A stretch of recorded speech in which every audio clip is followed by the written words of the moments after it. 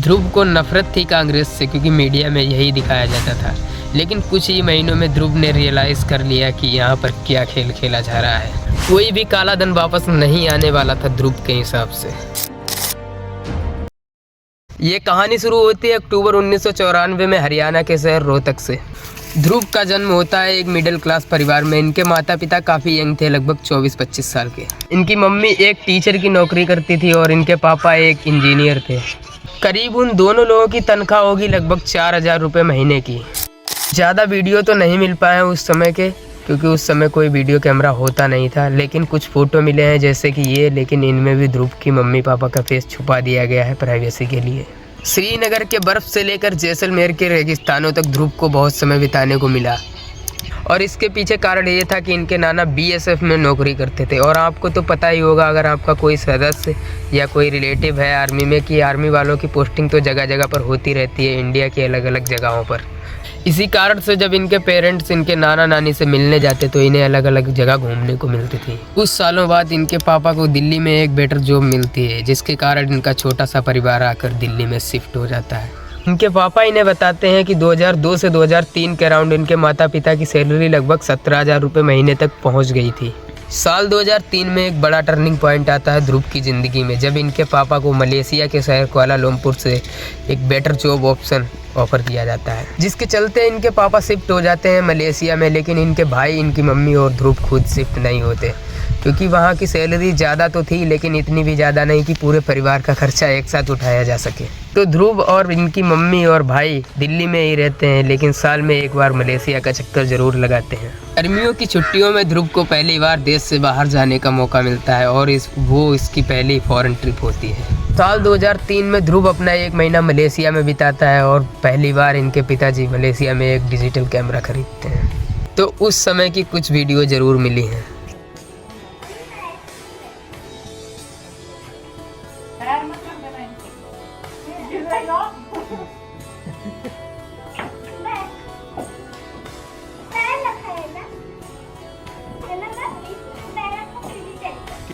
बाकी सारे 8-9 साल के बच्चों की तरह ध्रुव के पास भी काफ़ी फ्री टाइम होता था, और यही पॉइंट ऑफ टाइम था जब ध्रुव ने अपना पहला साल 2003 में वीडियो रिकॉर्ड किया।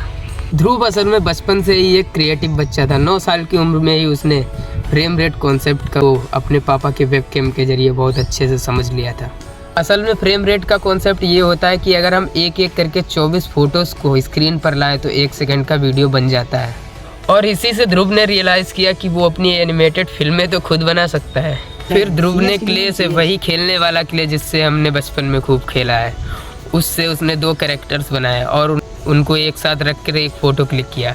फिर थोड़ा सा हिलाया, एक और फ़ोटो क्लिक किया, थोड़ा सा हिलाकर एक और फ़ोटो क्लिक किया, और इसी तरह करके उसने 50-60 फ़ोटो क्लिक कर लिए और कुछ ऐसा वीडियो बना दिया।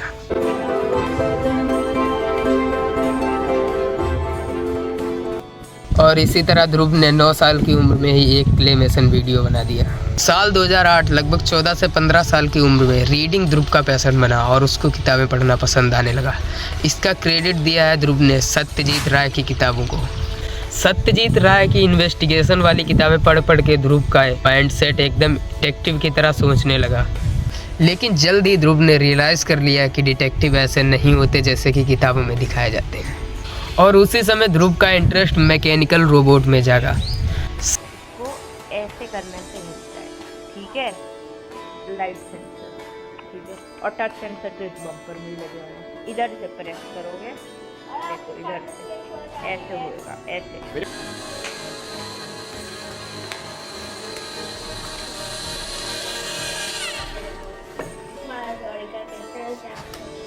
दिसंबर 2011 में अन्ना हजारे और अरविंद केजरीवाल और कई सारे सोशल एक्टिविस्ट धरने पर बैठते हैं देश में हो रहे करप्शन के खिलाफ। मीडिया में इसको बहुत ही पॉजिटिव कवरेज मिली।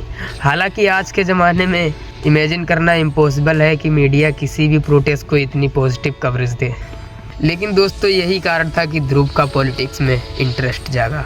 इकलौता कारण, क्योंकि ध्रुव का कहना है उनके किसी भी रिलेटिव, किसी भी रिश्तेदार का पॉलिटिक्स में कैसा भी कोई रिलेशन नहीं था। फिलहाल अगर ध्रुव की कहानी पर आए तो 2012-13 में ध्रुव का इंटरेस्ट और ज़्यादा बढ़ गया पॉलिटिक्स में, जब पहली आम आदमी पार्टी सरकार बनती है दिल्ली में। फेमस 49 डे गवर्नमेंट बनती है अरविंद केजरीवाल की, और साल 2014 में जब प्रधानमंत्री बनते हैं नरेंद्र मोदी जी। बाकी सारे लोगों की तरह ध्रुव को भी बहुत खुशी हुई ये देखकर कि कांग्रेस पार्टी कुर्सी से हट गई और ऐसे आदमी आए पावर में जिन्होंने प्रॉमिस किया कि 100 दिन के अंदर अंदर सारा काला धन वापस ला के देंगे। उस वक्त जो ध्रुव की पॉलिटिकल आइडियोलॉजी थी वो 100% एंटी कांग्रेस थी। ध्रुव को नफरत थी कांग्रेस से, क्योंकि मीडिया में यही दिखाया जाता था।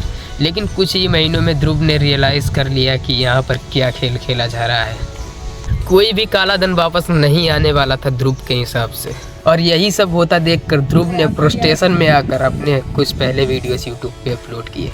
लेकिन ध्रुव के चैनल पर जो पहला वीडियो अपलोड किया गया था साल 2014 में, वो था एक ट्रैवल ब्लॉग। और वो कैसे हुआ उसके लिए चलते हैं वापस साल 2012। ये वो साल था जब ध्रुव ने अपने 12th बोर्ड एग्ज़ाम पास किए थे 85% मार्क के साथ। 12th के बाद ध्रुव ने मणिपाल यूनिवर्सिटी IIT JEE का एग्ज़ाम दिया, लेकिन कोई भी एग्ज़ाम बहुत अच्छा रिजल्ट नहीं लाया। और इसके अलावा ध्रुव ने NDA का एग्ज़ाम दिया, और NDA के सिलेक्शन में 2 स्टेजेस होती हैं, पहला रिटन टेस्ट और दूसरा SSB exam. Written test clear करने के बाद ध्रुव को वाराणसी बुलाया गया SSB इंटरव्यू के लिए। वाराणसी पहुंचकर ध्रुव बहुत ज़्यादा कॉन्फिडेंट था, क्योंकि उसे लगता था कि मैं बहुत ज़्यादा फिट हूँ। और जो इंटरव्यू होता है उसकी भी 2 स्टेजेस होती हैं, पहला होता है फिज़िकल इंटरव्यू, और वो कॉन्फिडेंट इसीलिए था क्योंकि उसको लगता था कि मैं बहुत ज़्यादा फिट हूँ। तो फिज़िकल इंटरव्यू तो मैं आसानी से पास कर ही लूँगा। एक्चुअल इंटरव्यू में ध्रुव को एक टॉपिक दिया जाता है 10 से 12 लड़कों के ग्रुप के साथ, और बोलते हैं कि इस टॉपिक पर डिस्कस करो और डिबेट करो। ध्रुव के कुछ करने से पहले ही बाकी लड़के डिबेट करने लगे, और पलक झपकते ही डिबेट ख़त्म भी हो गया। ध्रुव सिर्फ बोल पाया कि आई एग्री। और वहाँ पर ज़रूरत भी थी ऐसे लड़कों की जो बहुत लाउडली और कॉन्फिडेंट होके बोले, लेकिन ध्रुव के बोलने का तरीका पहले कुछ ऐसा था। Now has a better system for more flexibility and shock handling capability. तो ऑब्वियस सी बात है ध्रुव ये इंटरव्यू भी फेल हो जाता है। और इसके बाद ध्रुव के पेरेंट्स ने ध्रुव को जर्मनी में पढ़ाने के लिए कॉलेज चुना, और जर्मनी को इसलिए चुना क्योंकि वहाँ पर बाकी देशों के मुकाबले जैसे US, UK, कनाडा, ऑस्ट्रेलिया, इन सारे देशों के मुकाबले वहाँ पर फीस बिल्कुल 0 है।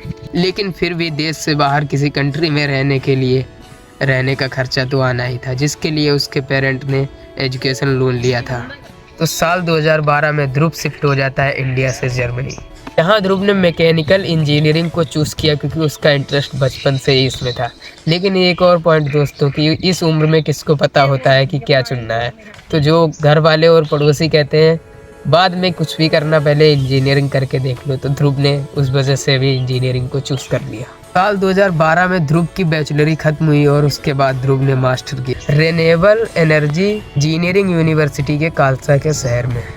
और अब आता है दोस्तों ध्रुव की ज़िंदगी का वो पहलू जब आने जाने के रास्ते में ध्रुव की मुलाकात होती है यूवी से। दरअसल बात ये थी दोस्तों कि जिस ट्राम से यूवी अपने स्कूल जाती थी उसी ट्राम से ध्रुव जाता था अपनी प्रैक्टिस के लिए कंपनी। इत्तेफाक से दोस्तों ये सफ़र 1 घंटे का था, और इसी तरह सफ़र करते करते 7.5 साल बाद शादी होती है ध्रुव और यूवी की। और 2014 वही साल था जब ध्रुव ने अपना पहला वीडियो यूट्यूब पे अपलोड किया था।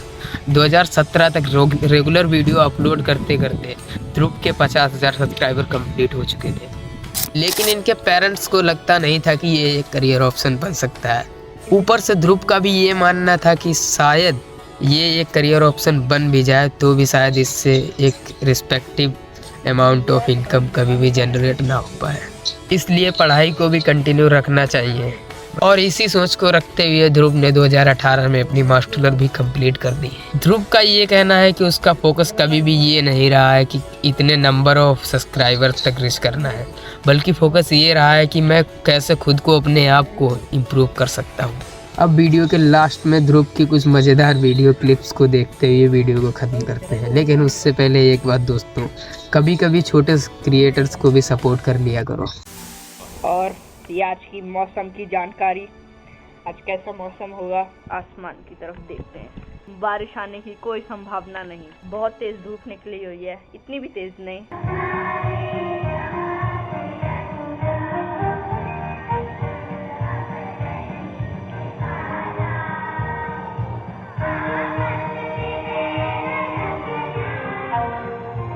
आज की स्पोर्ट्स न्यूज जी ने एक नया गेम इन्वेंट किया है, हॉकी फुटबॉल। इस वीडियो में आप देख सकते हैं वो खेलने लग रहे हैं। कैसे खेला जाता है ये गेम? ये हॉकी है, ये हॉकी हॉकी। हाँ दिख रहा है दिख गया। और अब आप बताएंगे आपने कहाँ से आइडिया लिया इस गेम को? क्योंकि मैंने 2 गेम ज्वाइन कर लिए, इसलिए मिल गया आइडिया।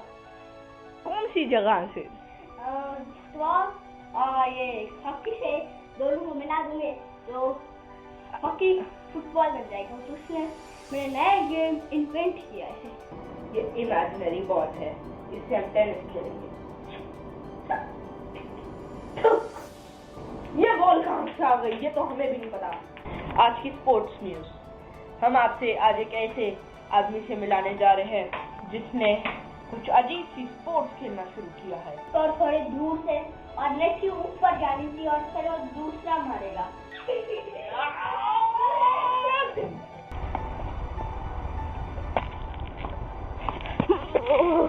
बाय बाय, आज